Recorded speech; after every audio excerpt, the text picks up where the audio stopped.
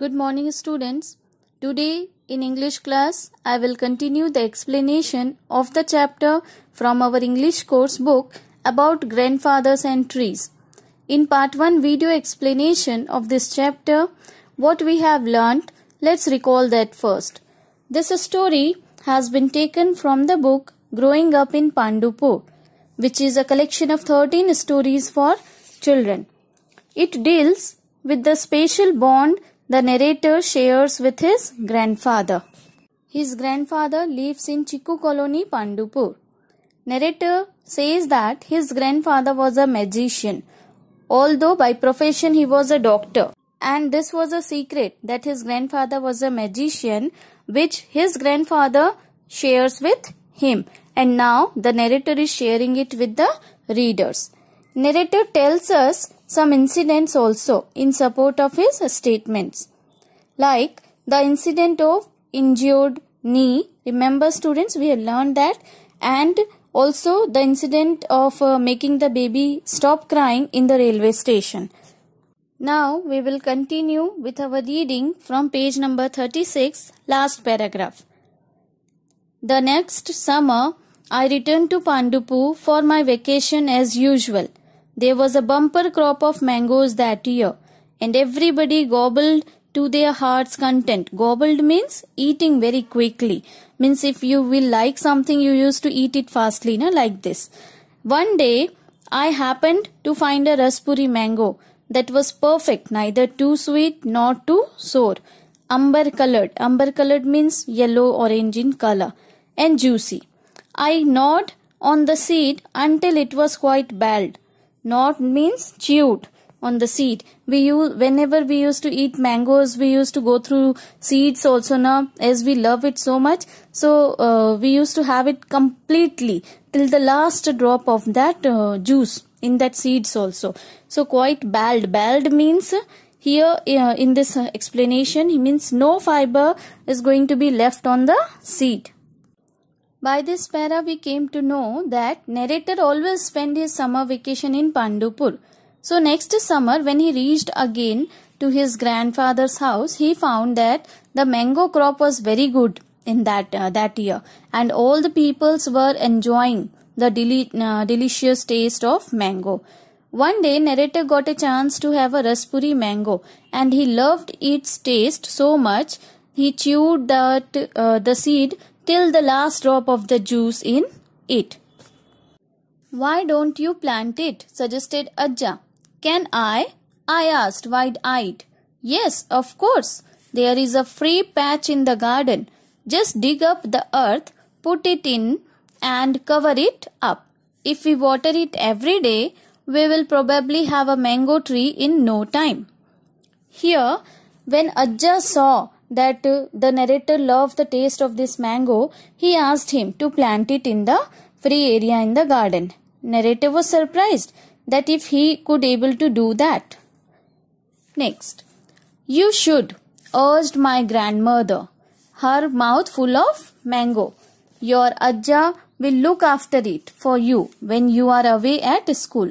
I don't know how he does it, but most things he plants start to bear fruit in a year. It's some kind of fertilizer he uses, I think. When Ajja asked narrator to put that seed in the backyard area, his grandmother also supported his Ajja and asked him, yes, you should plant the seed. And she also says that his Ajja will take care of it when he will go to school or he will go back to his house. She also told narrator that any plant planted by Ajja start fruiting within a year. Maybe he used a special fertilizer. Now see the book. Ma, sighed my mother in exasperation. How can that possibly be? Sighed means speaking with a deep breath, and exasperation means annoyance, chichidake. No tree will give fruit in a year, not unless you use magic. She apparently found this thought quite funny because she was still chuckling when Ajja and I left the room. Chuckling means laughing, to laugh quietly. Means she was smiling on this funny fact, as she was feeling this is a funny fact.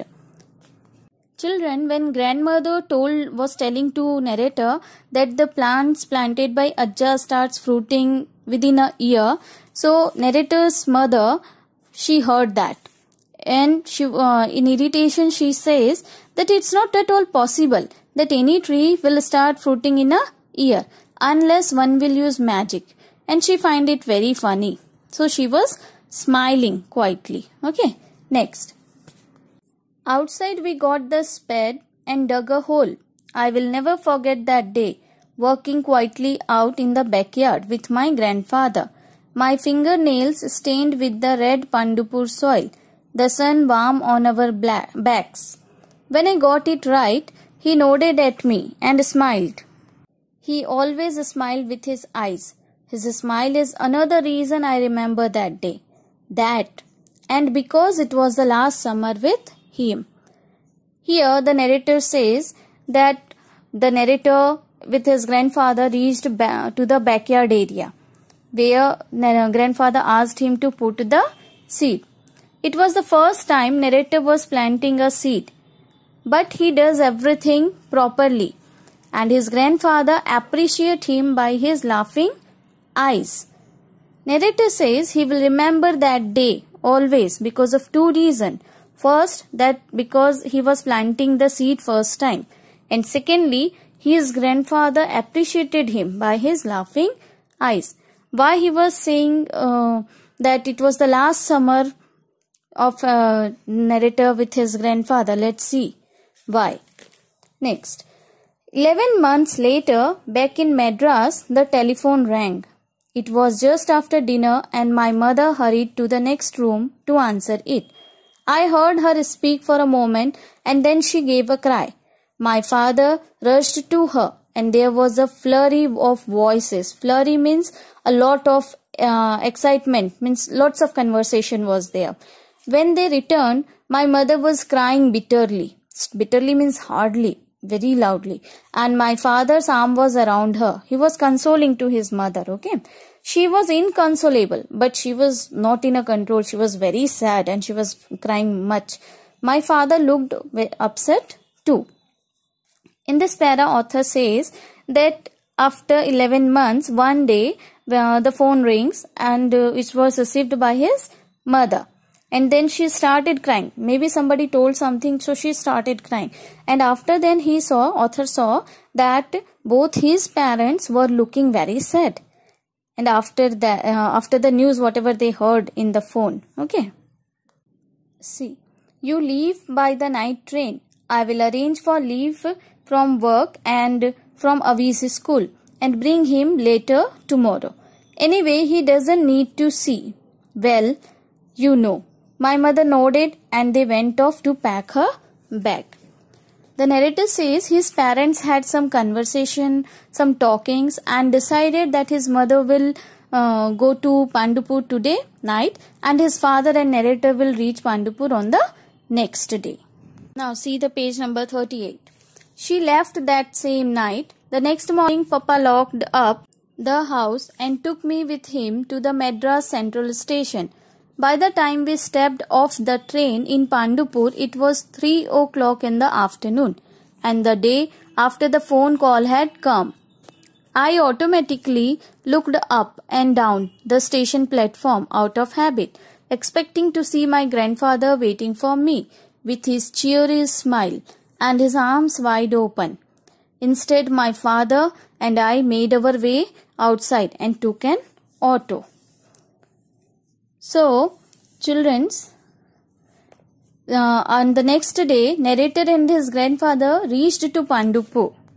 And always it happens that narrator's grandfather come to railway station to welcome them. But this time he was not present there. But narrator's father doesn't wait for anything. They both move out of railway station and took auto to go to house. Means to reach to home, grandfather's home. Next, when we reached the old brown cottage in Chiku colony, it looked as serene as ever. Serene means calm and peaceful. बहुत शांति थी. The flowers in the front garden were in full bloom, as if the magician who looked after them was sitting just in the next room. Only this time my grandmother wasn't waiting for me, with her face pressed to the window. This time I had to go inside to her. When narrator reached home, his grandfather's house, which was in Chiku colony, it was very calm and peaceful. The environment was very calm and peaceful as always, and the flowers were blooming beautifully. But this time his grandmother was also not waiting for him nearby the window. As always, she used to stand there and wait for them. Next, my mother, grandmother and some other people were sitting around in the dining room. They looked sad. My grandmother clung to me when she saw me. She had no tears, but I could tell that her heart was crying. When narrator entered inside, he saw his grandmother was sitting along with some other peoples there. When his grandmother saw him, she hugged him tightly. She was not having any tears in her eyes and she was not crying, but narrator felt her heart is so sad, means the grandmother is so sad. By his touch, the narrator felt her sadness. Next, a little while later, I felt the lump in my throat was getting too tight to bear. So I got up and wandered off by myself. In my 7 years, I had never seen the house messy or anything out of its place. When grandmother was hugging narrator tightly, so here narrator is sharing his feeling that the moment when he realized that the fact about his grandfather, it was very difficult for him to bear the sadness, and so he left the dining room. Narrator says that in his 7 years, means how old narrator was? He was of 7 years. Okay, so narrator says in his 7 years, he never found the house messy. Messy means disturbed. Everything was at its own place, kept properly. And today also there was no change. Everything was neat, tidy and kept at its own place. Next, I went into Ajja's room. I was afraid it would make me cry, but it didn't. His bed was neatly made and his clothes were hung upon the clothes stand, just as always. I sat on the bed for a while and then leaned forward and buried my face in the pillow. It smelled of him, and the bed sheets smelled of cotton and summertime and all the things that made me happy. I got up, crossed over to his cupboard and opened it. There was his wallet, his watch, his comb and his stethoscope. I found an old black and white photograph of his mother, whom he had loved very much. Then I found an envelope with my name on it. Curious, I reached out and picked it up. Curious means with want to know, that excitement to know what is in it, and returned to sit on the bed. Inside there was a letter. Here narrator says that he left the dining room and went to his Ajja's room. He thought he will feel very sad there, but it was okay. He felt more comfortable in that room, as he found everything is at its place. Even the clothes of his Ajja was hung on the stand. And then he opened his cupboard and he found his wallet, his watch, his comb, everything what it was kept at its place and nothing was disturbed. There only narrator found an envelope on which his name was written. He picked it up and opened it to know what is inside it. He found a letter in it. Children, it was a letter written by his grandfather to him, and it says, "Dear Ravi, I never told you this before, but you are a magician too. You don't know it yet, but as time goes on, you will see. Now all you have to do is believe it. It is something I have given to you. You will do many wonderful things with your gift. I cannot think of anyone better to whom I can pass on this special power of mine. Use it well. Someday you will be an even better magician than I ever was. Love, Ajja." So, by his letter, Ajja informs the narrator that he had given his magical powers to the narrator to do the wonderful things and good things in the society and help others. Next, clutching the letter close to my chest. Clutching means to hold something. I began to pace the room. Pace the room means move in the room. My heart was singing. Suddenly I felt like my grandfather had come back to me. He had come to live inside me. Here narrator says that by holding that letter of his Ajja and by reading it, he feels the power of his Ajja given to him, and he feels his Ajja is with him always and he is inside in him by his power. Next, the next morning I woke up to the sounds of birds chirping happily in the backyard. Suddenly I remembered something I had forgotten to check. On the next morning, narrator woke up by the sounds made by the birds. From the backyard it was coming, and he reminded that he forgot to check one thing. What was that? Let's see. I jumped out of bed, ran through the house, out through the back door and into the garden where Ajja and I had planted the mango seed the previous summer. My grandmother was right. It was full of mangoes. I stood under it and looked up into its branches above. It was the tallest tree in the world. So children, what he forgot to check? It was the mango tree which he planted with his Ajja, grandfather, last summer. Now that tree, that seed became a full grown tree which was completely full of mangoes. And the narrator is referring to that tree as the tallest tree in the world. Remember, in the starting he referred his grandfather as the tallest man. That's in the same manner he is referring this tree planted by with his Ajja as the tallest tree in the world. So with this I hope you understood the story.